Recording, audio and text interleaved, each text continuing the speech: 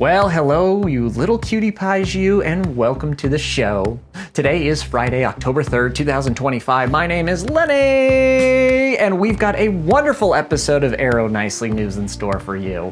That's right, on today's show, we're going to be accompanying University Senior Living to the farm. We're celebrating Hispanic Heritage Month and checking out events happening in Arrow communities. We're going to see how communities are celebrating their Human Resources Department for HR Professional Appreciation Day. We're standing up for peace and honoring International Day of Nonviolence. We're enjoying another story from home written by an Arrow resident. We're sending a happy birthday wish to a VITALIA North Olmsted centenarian. And finally, we're classing up the joint at Arrow Community Taste of Events. I know, it's a lot. It's a lot of heartwarming stories to get through in one short episode. How are we ever going to manage it? Well, I know that together, we can do anything. No task is too much for our powers combined. So let's do this together, shall we? Welcome to Arrow Nicely News.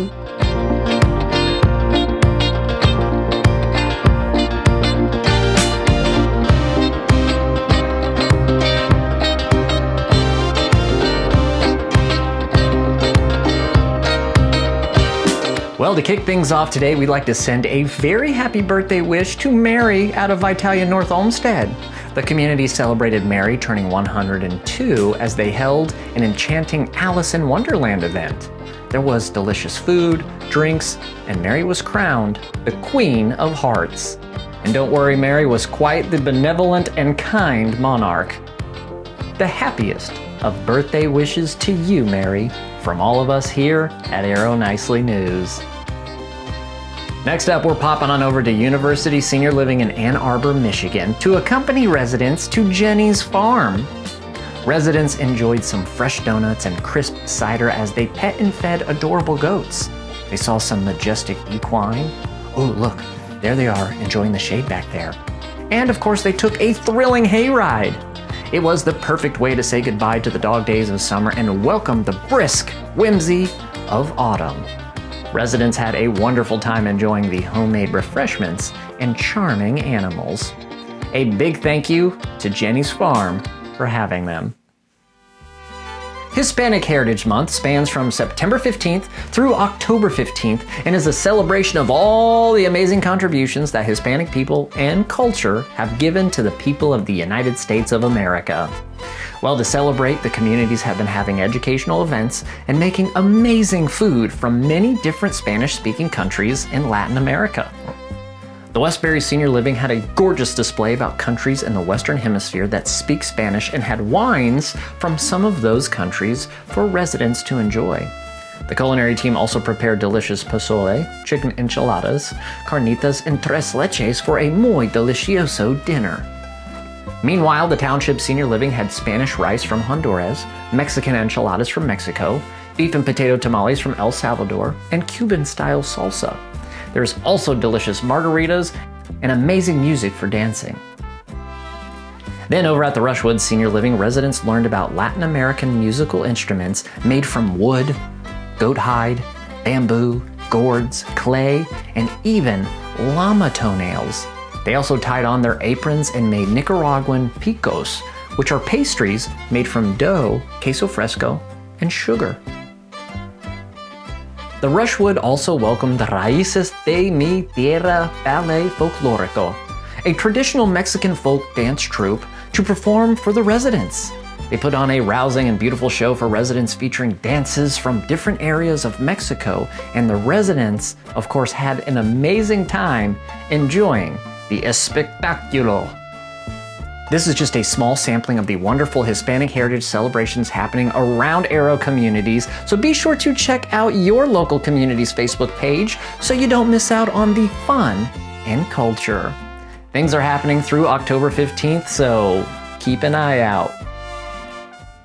September 26th was Human Resources Professionals Appreciation Day, a day to honor and celebrate the vital contributions of human resource professionals and acknowledge their important role in any organization's success. Well, to mark the occasion, business office directors everywhere were celebrated with small gifts and tokens of thanks. These hardworking professionals work hard to make sure that everything runs smoothly in the communities and that everyone is treated with dignity and respect. They get the checks signed and out the door, so to speak, and the communities couldn't run without their diligent attention to detail. And we here at Arrow Nicely News, we'd like to send a big shout out to the regional HR team: Candace, Amber, Cherie, Mara, Mandy, Chantal, and Stephanie Hood, that is. They're all amazing leaders, and the HR department couldn't excel the way it does without you all.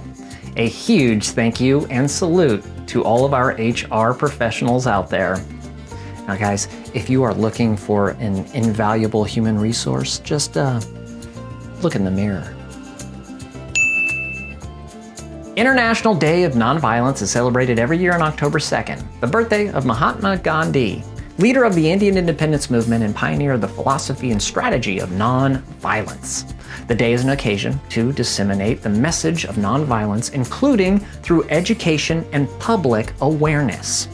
Arrow commemorated the day with a special LinkedIn Live featuring frequent Arrow collaborator Ayanna King.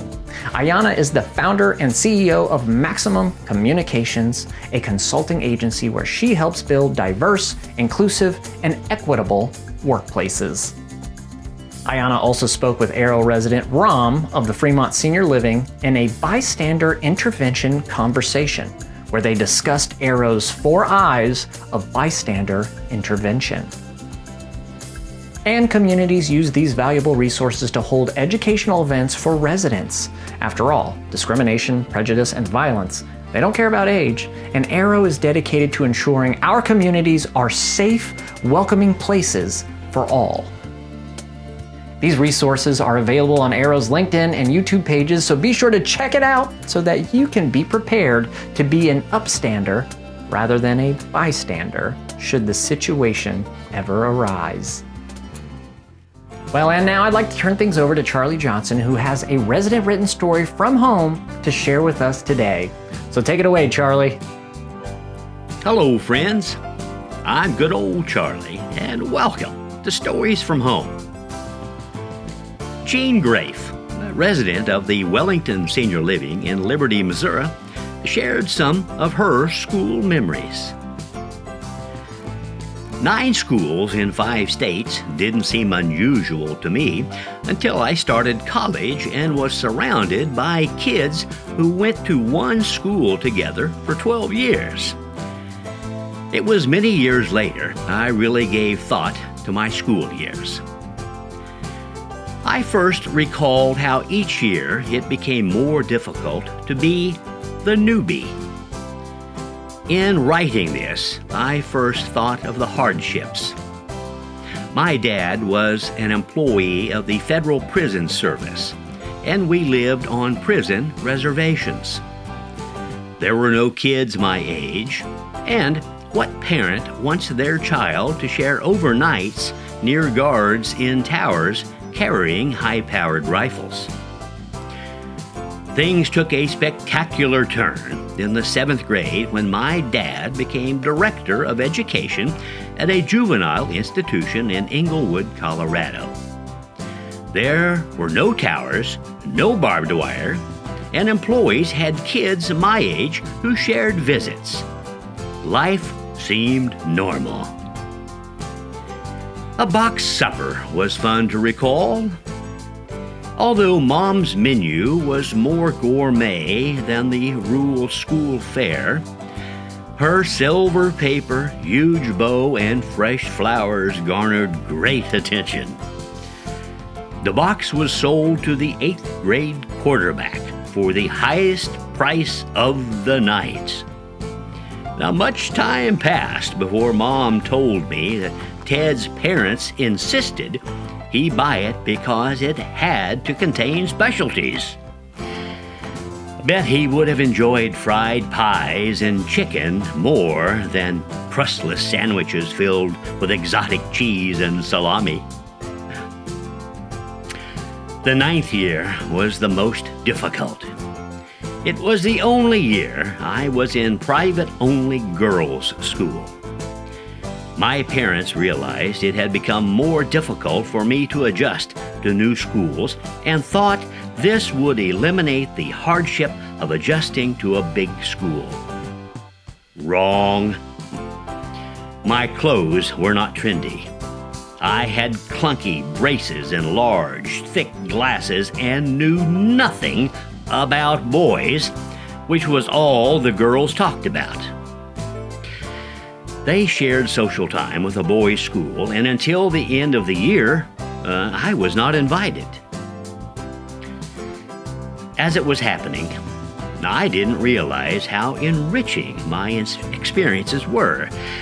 I was exposed to new cultures, developed taste for regional foods, and learned that y'all and yuns were acceptable vocabulary. The positives of my journey far outweigh the negatives, and the recall some 80 plus years later has been most enjoyable. Gene, thank you for sharing those memories with us. Well, that's it for today. So until next time, this is good old Charlie reminding you to be safe, be kind, and be respectful to one another. Thank you so much for that wonderful reading, Charlie, and a big thank you to Jean of the Wellington Senior Living for sharing your beautiful story. And for our final story of the day, we're taking a look at Arrow Community's Taste of events. Taste of events are a chance for Arrow communities to really class it up and throw a fun and fancy celebration of their home. They invite family, friends, prospective residents, and people from the surrounding area to come in and see what all the fuss is about regarding our community. Communities made delicious food, refreshing beverages, and provided live music for the attendees to enjoy. Meanwhile, the residents provided second-to-none company and conversation. Yes, everyone was all smiles at the taste of VITALIA, the taste of Hudson Grand, the taste of Mallard Point, and dozens more. We are so proud of our communities, and we love it when they are able to really show off like this. So just a huge round of applause to all of our communities and their incredible taste of events. They were scrumptious, delectable, and just downright yummy. Taste ofs, y'all. Taste ofs. Good work. Good work.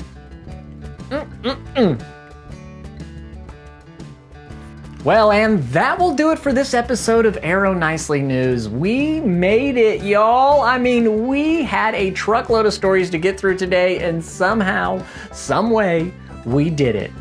I never doubted us for a second. Not one bit. No, I didn't. Well, everyone, it's time to say goodbye. I know I'm crushed. I'm all broken up about it too, but don't worry, because you're not getting rid of me that easy. We'll be back in 7 short days with even more heartwarming stories from around Arrow communities, so be sure to mark your calendars and come on back. Until then, for Arrow Nicely News, I'm Lenny Hernandez. Have a wonderful weekend, an even better week, and we will see you all next Friday.